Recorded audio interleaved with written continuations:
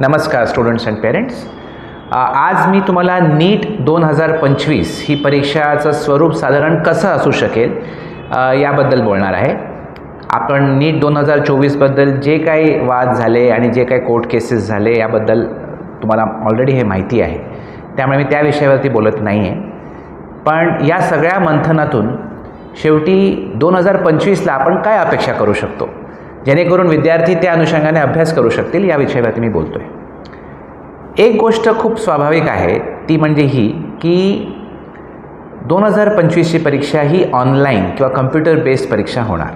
Pen and पेपरची परीक्षा होण्याची संभावना खूप कमी आहे किंवा होणार नाही. त्याचं कारण असं आहे, कारण पेपर लीक हा एक मेजर आरोप होता नीट 2024च्या बद्दल.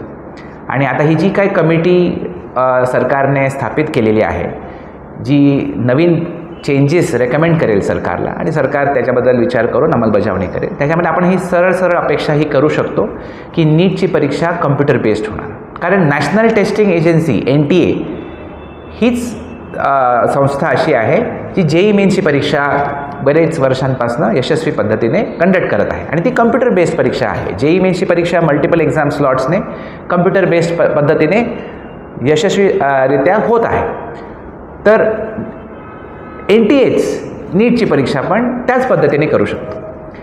नीटमध्ये साधारण 24 लाख मुलं परीक्षा देतात, JEE मेन्स ही 14 लाख मुलं परीक्षा देतात.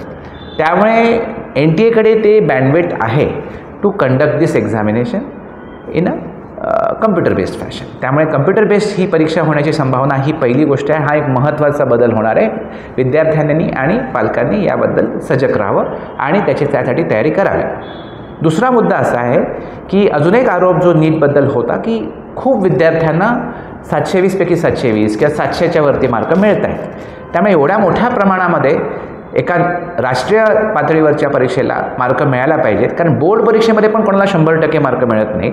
तर अशा एका प्रवेश परीक्षेसाठी एवढे मार्क मिळवावे ही पण एक गोष्ट जराशी एक एम्बॅरेसिंग आहे सरकारसाठी किंवा NTA पण.